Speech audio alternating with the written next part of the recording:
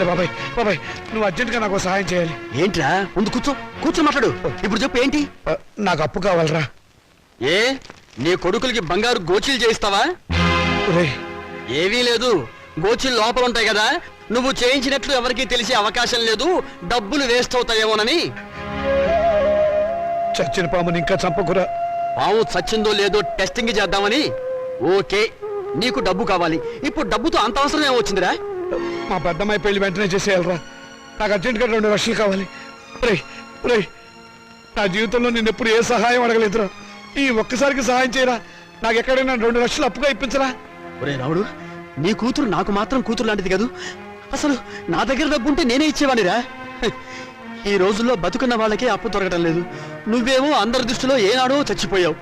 నువ్వు బతుకున్న శవానివిరా. నీ దగ్గర ఏముందిరా? నీ రక్త మాంసాలు తప్ప.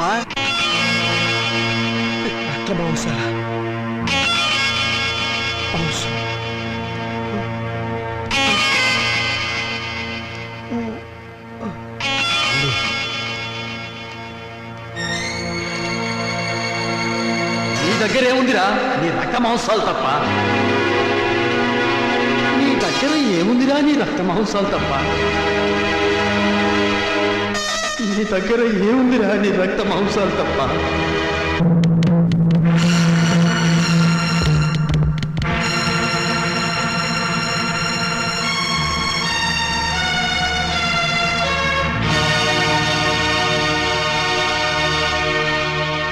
సారీ రామచంద్ర గారు, మీ 2 కిడ్నీల్లో ఒకదాని కండిషన్ బాగుండలేదు, అందుకని రెండోది ఇంకొకరికి ఇచ్చే అవకాశం లేదు.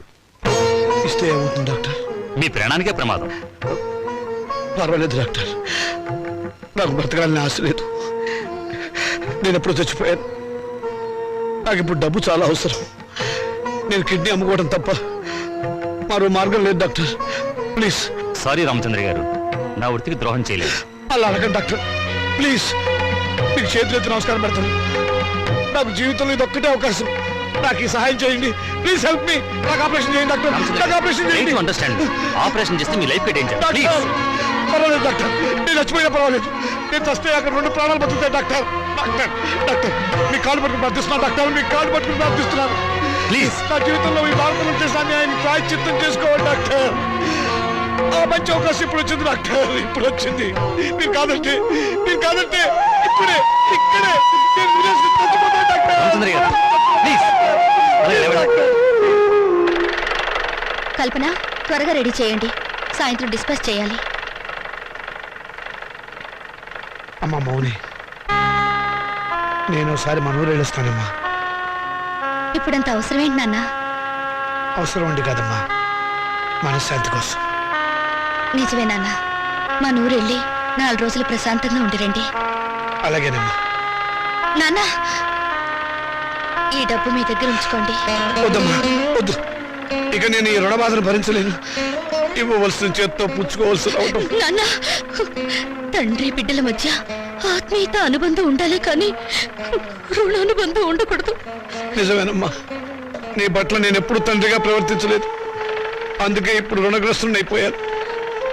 అది తీర్చుకునే ఒకే ఒక్క అవకాశం నేను చచ్చిపోయే లోపుగా ఇవ్వమని ఆ భగవంతుని ప్రార్థిస్తున్నానమ్మా. ఇవేం మాటలు? మీరింకేం మనసులో పెట్టుకోకుండా ప్రశాంతంగా వెళ్ళిరండి. అక్క పెళ్లి, ఈ అప్పుల సంగతి నేను చూసుకుంటాను. మీ ఆరోగ్యం జాగ్రత్తగా చూసుకోండి. నీకేమన్నా అయితే నేను భరించలేదు. అలాగేనమ్మా, పసుపు కుంకుమలతో పిల్ల పాపలతో ఆయురారోగ్యాలతో నిండు 100 ఏళ్ళు జీవించమ్మా, జీవించు.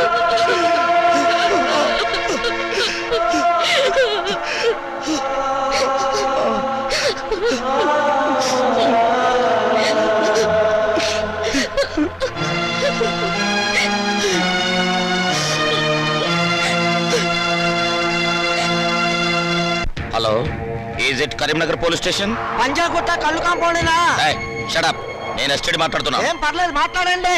నేను లోకలే మాట్లాడుతున్నాను. ఎవడై నువ్వు? నేను ఎస్ఐ వేదవ్యాసం మాట్లాడుతున్నాను. నేను డిఎస్పీ చిదంబరాన్ని. డిఎస్పీ చిదంబరం ఆ, ఈ పేరు గల వల్ల మా డిస్ట్రిక్ట్ లో లేరే అసలే పడరా నువ్వు లేలే దోసపాదుల చిదంబరాన్ని ఇంతకీ మీరెవరు? దోసపాదుల చిదంబరం హలో హలో, వీడెవడో లోపల కాలం జస్టిలోకి వచ్చి వీడెవడు ఎస్టీడీ నుంచి లోకల్లోకి వచ్చినట్టున్నాడు. హలో హలో హలో, అవును యువతలు మాట్లాడుతుంటే ఎవడో లైన్ కట్ చేసాడు వేధవా. హలో హలో,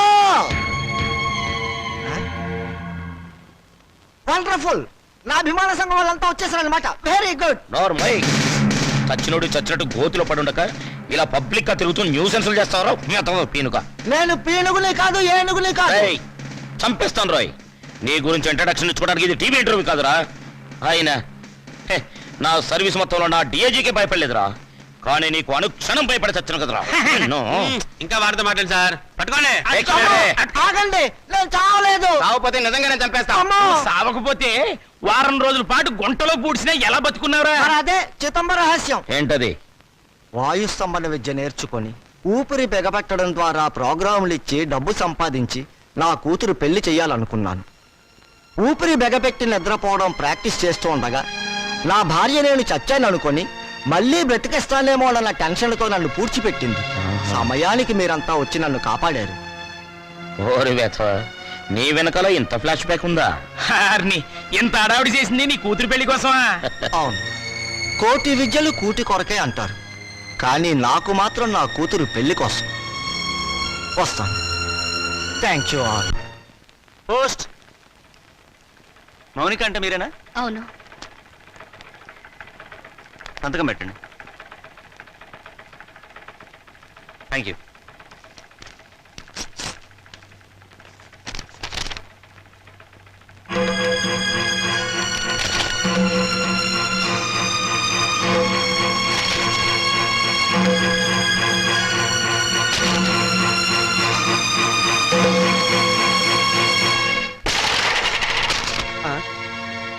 ఏమిటి ఇలా వచ్చావు? రావటానికి సిగ్గుండాలి. సిగ్గు లేని వాళ్ళ దగ్గరకు రావడానికి సిగ్గెందుకు? నోరు మూసుకుని బయటకున్నాడు. నడుస్తాను. ఈ కోర్టు నోటీస్ ఎందుకు ఇచ్చారు? ఇంకా మా దగ్గర ఏం మిగిలిందని? అదే, ఆస్తి మీద సమాన హక్కు కోసం. ఆస్తా ఎక్కడుంది? ఉన్నా మీరేం మిగిల్చారు? లేని అప్పులు చూపించి మొత్తం దిగి మింగారుగా. మిగిల్చాం కాబట్టే కోర్టుకెక్కాం. మాకు మిగిలింది గౌరవనీయులైన నాన్నగారు. ఆయనే మాకు ఆస్తి, ఆ ఆస్తిలో మాకు వాటా ఉంది. మనుషులు ఆత్మీయులు అవుతారు కానీ ఆస్తులు కారు.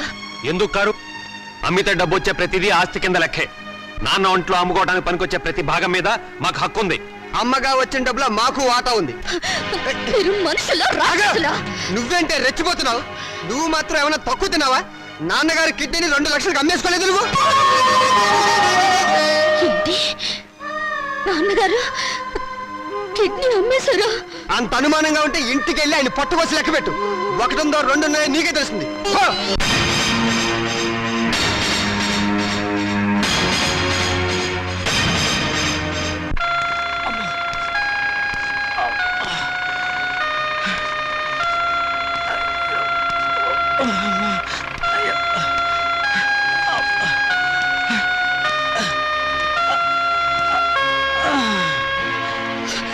నాన్న, ఏంటమ్మా? ఇప్పుడు నువ్వు ఎక్కడి నుంచి వస్తున్నావు నాన్న? చెప్పానుగా, ఊరెళ్ళొస్తానని. కోరుకున్న మనశ్శాంతి దొరికిందా నాన్న?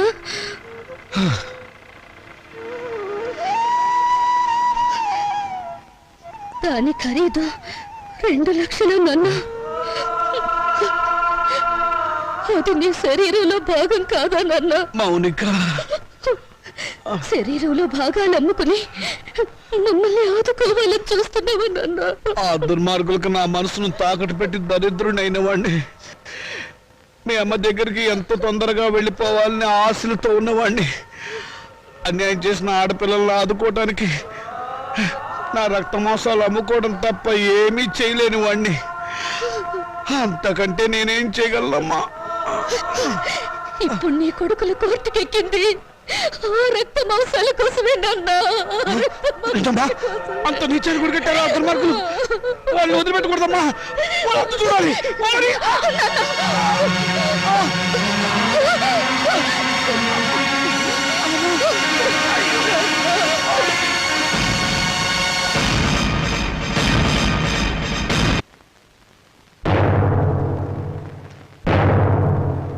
యువర్ ఆనర్, ఇది ప్రపంచ న్యాయ చరిత్రలోనే కనీ విని ఎరుగని కేసు. ఇటువంటి కేసు ఇంతవరకు ఏ న్యాయస్థానం ముందుకు రాలేదు. నా క్లయింట్స్ రాజా కుమారుల తరఫున వకాల్తా తీసుకున్న నేను ఈ కేసులో ప్రతివాదైనటువంటి మౌనికను కొన్ని ప్రశ్నలు వేయడానికి అనుమతించవలసిందిగా కోర్టు వారిని వేడుకుంటున్నాను. Yes granted. మౌనిక మౌనిక మౌనిక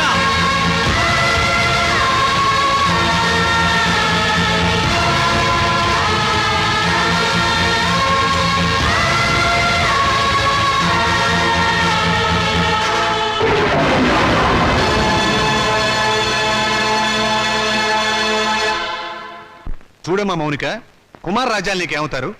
కీర్తిశేషులు. తెలుగు రాదా? చచ్చిపోయిన వాళ్ళు. చూశారా చూశారా, ఈ అహంకారంతోనే ఈ మౌనిక సంవత్సరం క్రితం కోర్టుకెక్కింది.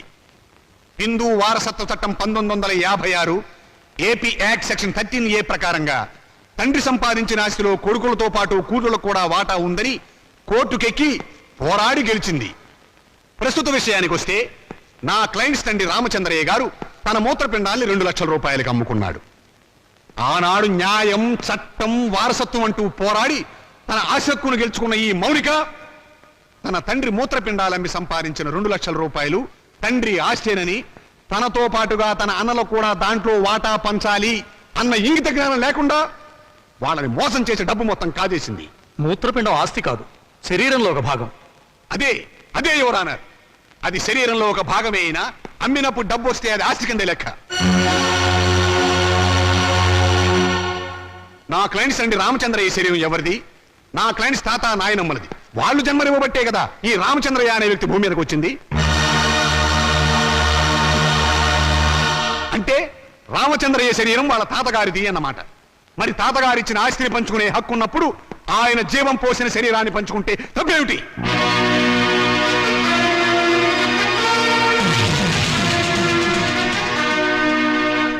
మిస్ మౌనిక, నీ తరఫున లాయర్ ఎవరైనా ఉన్నారా? లేరు. అక్కర్లేదు. వాస్తవాలు చెప్పడానికి లాయర్ ఎందుకు? మీరే అన్నారుగా మూత్రపిండాలు ఆస్తులు కావని. అమ్మితే డబ్బు వచ్చేది ఏదైనా సరే ఆస్తి కింద లెక్కే. కళ్ళు, చెవులు, గుండె, నెత్తురు వీటన్నిటికి అమ్మినందుకు రేటు ఉంది. ఇవన్నీ ఆస్తి కదా యువర్ ఆనర్. లాయర్ గారు, మీరు కరెక్టే. మీ గుమస్తాకు మీరు జీతం ఎంత ఇస్తారు? 1000 రూపాయలు. ఎందుకు? నాకు సర్వీస్ చేసినందుకు. మీకు సర్వీస్ చేసిన మీ గుమస్తాకి మీరు 1000 రూపాయలు ఇస్తుంటే మమ్మల్ని కని పెంచి పెద్ద చేసినందుకు మా అమ్మకు నాన్నకు మేమేమిస్తే మాత్రం రుణం తీర్చుకోగలం? కనీ పెంచడం కూలి కింద రాదు. ఎందుకు రాదు? తల్లిదండ్రులు వాళ్ళ కామం తీర్చుకోవడానికి ఏకమవుతారు. ఏకమైనప్పుడు మేమెందుకు పుట్టాలి? అది సుశీధర్మం. ధర్మం కాదు, శ్రమ. తల్లిదండ్రులు పిల్లల్ని పుట్టించే యంత్రాలనుకుంటే ఆ యంత్రాలు పడిన శ్రమకు కూలి ఇవ్వాలి. వీళ్ళిచ్చారా? పని చేసే యంత్రానికైనా శక్తి, విశ్రాంతి కావాలి. మీ క్లయింట్స్ యంత్రాల బ్రతికి నా తల్లిదండ్రులకు అవి ఇచ్చారా? అసలు వాళ్ళని మనుషుల్లో చూసారా? అడగండి యువరానా. వీళ్ళను పుట్టించినందుకు కూలి ఇవ్వాలి. 9 నెలలు మోసిన మా అమ్మ కూలి ఇవ్వాలి. మా నాన్న నెత్తురు పంచినందుకు దానికి రేటు కట్టాలి. అమ్మ దగ్గర తాగిన పాలకు, వాళ్ళు పెట్టిన కష్టాలకు, కడుపు మంటకు, మా తల్లిదండ్రులు పడ్డ ఆవేదనకు రేటు కట్టాలి. కట్టమనంటే రేటు. శంకర్రావు గారు, ఈ సమాధానం ఏమిటి? ఈ వాదనకి అర్థం లేదు యువర్ ఆనర్. ఉంది, అర్థం ఉంది యువరానా. నా తల్లిదండ్రులకు కూలి ఇవ్వమని మీరు జడ్జిమెంట్ చెప్తే వాళ్ళమ్మ కూడా కూలి కోసం కోర్టుకెక్కుతుందని ఆయనకు భయం. Silence, silence. యువర్ ఆనర్, మీరు ప్రతివాదిని మందలించాలి. మౌనిక, మన తాతలకి షుగరు, బీపీ ఉంటే అది వంశంలో అందరికీ వస్తుంది, అవునా? అవును. మరి రోగాలను పంచుకున్నప్పుడు ఆ రోగాలకు కారణమైన అవయవాలను పంచుకోవడంలో తప్పు లేదుగా? పంచుకోవచ్చు.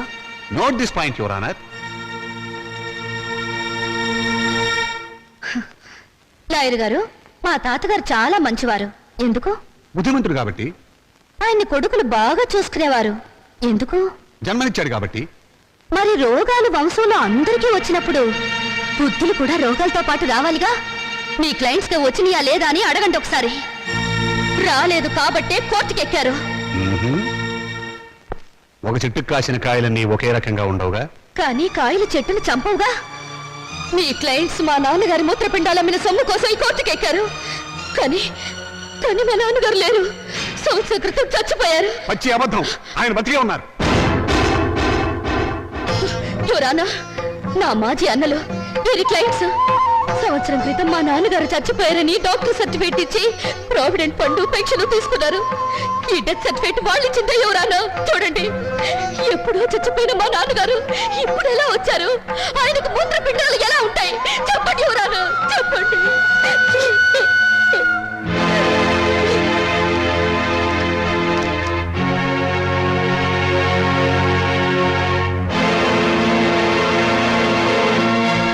అవును, రామచంద్ర చచ్చిపోయాడు కదండి. అది సంవత్సరం క్రితం చచ్చిపోయిన వాళ్ళకి బూడిద తప్ప ఇంకేముంటుంది యువరానా? నేను చావలేదు, బతికే ఉన్నాను.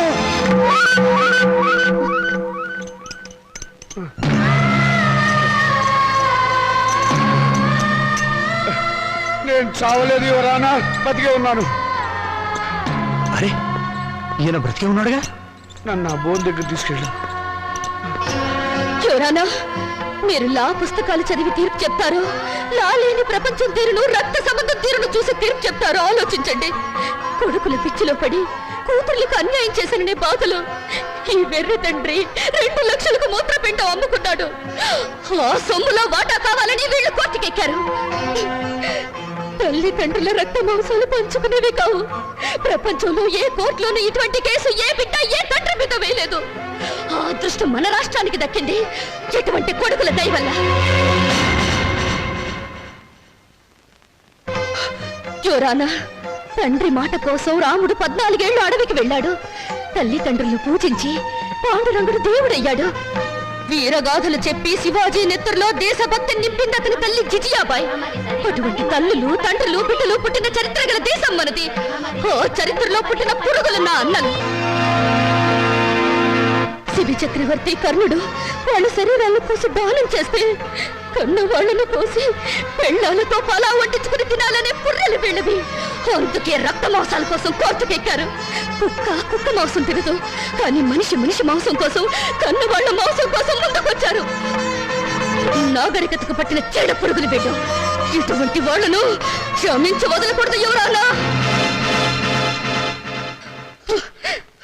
చెప్పండి మీ జడ్జిమెంట్. దేశ జనాభా పెరగకుండా ఆపరేషన్లు చేయించడం కాదు, ఇటువంటి మాతృహంతకులు, పితృహంతకులు దేశంలో పెరగకుండా కొత్త ఆపరేషన్లు కనిపెట్టమని సైంటిస్టులకు చెప్పండి యువరానా, చెప్పండి.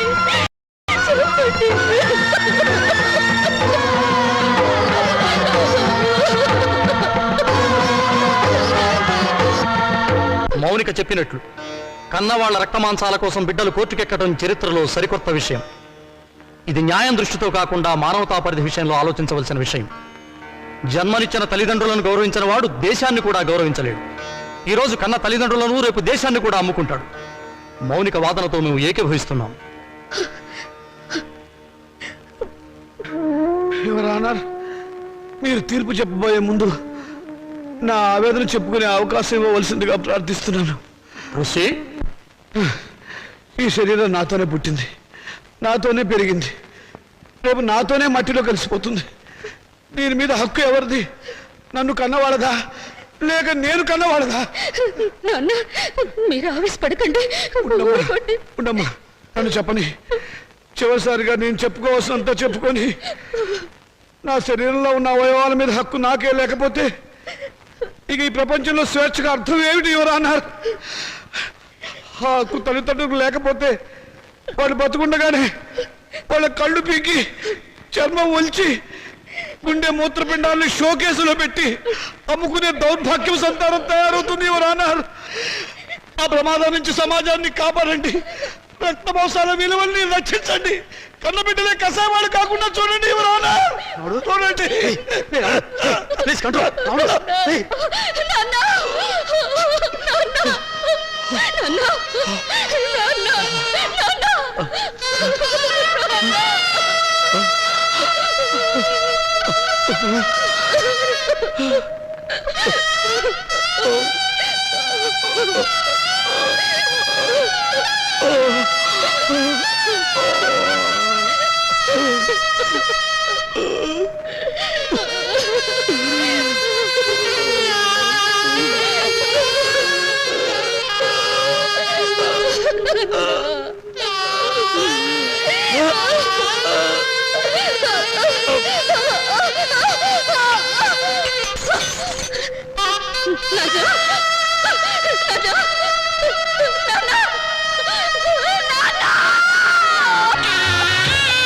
చితికి నిప్పంటించే హక్కు నీకు లేదు. ఎందుకు లేదు? ఆడదానికి ఆస్తులు హక్కు ఉండొచ్చావు కానీ చిత్రంటించే హక్కు లేదు. సాంప్రదాయం ఒప్పుకోదు, ఆచారాలు అంగీకరించవు.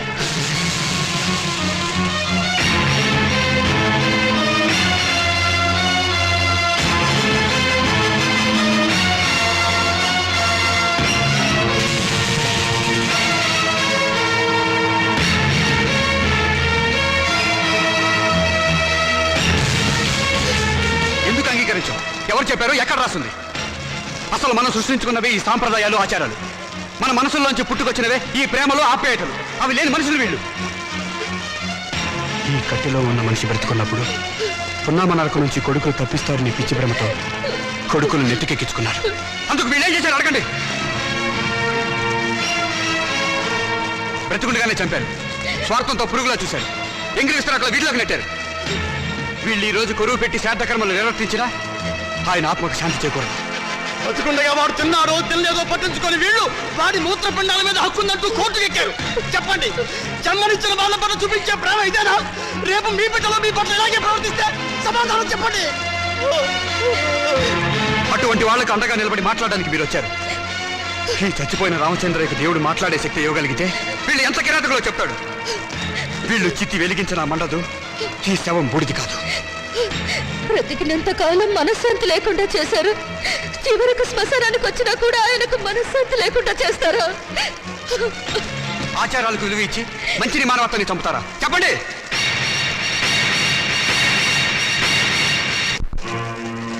చిచ్చి, వీళ్ళెంత వెదవలని మాకు తెలియదు. ఇంకా చూస్తారని సిగ్గు లేకుండా వెళ్ళండి. మేము వెళ్ళం. వీళ్ళ సంగతి ఏమిటి ఈరోజు తెలుస్తాం. ఏంటో తెలిసేది? మనిషిని మనిషిగా చూడండి, మనుషులురా మీరు. ఇంకా చూస్తారే? కొట్టండి, అనండి, రండి, రండి.